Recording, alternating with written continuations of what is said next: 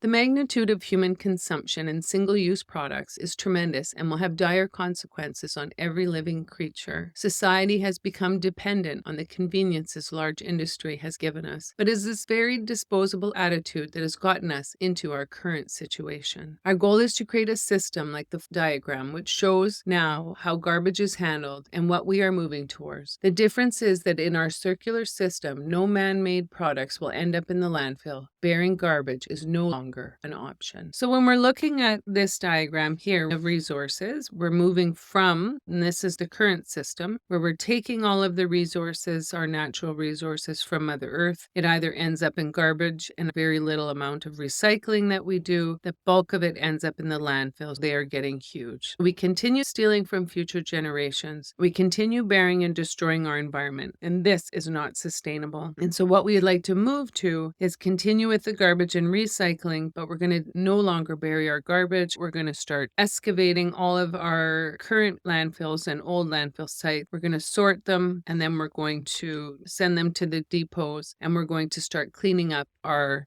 earth. All of the garbage, what will happen is it's going to end up being sorted, compact for transfer to our processing. We're going to have plastic processing plants, steel processing plants, wood processing. We'll have used material processing plants. And what we're going to do at all of these other processing plants that we figure out that we need while we're looking at our garbage, we're going to make it as much into a resellable product as possible for individual sales and industry sales, which will then go into products, which will be purchased. And when they are finished their life cycle, then they end up back in the recycled system. And so instead of burying it, we're going to give it a place to go and figure out how we're going to manage it from there so that we stop poisoning our environment. Many areas will require change in order for our entire system to become sustainable. This is the only way that we will begin to offset the surge of global warming. Making such a change will require great sacrifice and much work. The amount of money required to move the full changeover of our system to clean up the planet is infinite, and it'll take centuries to clean up our global mess.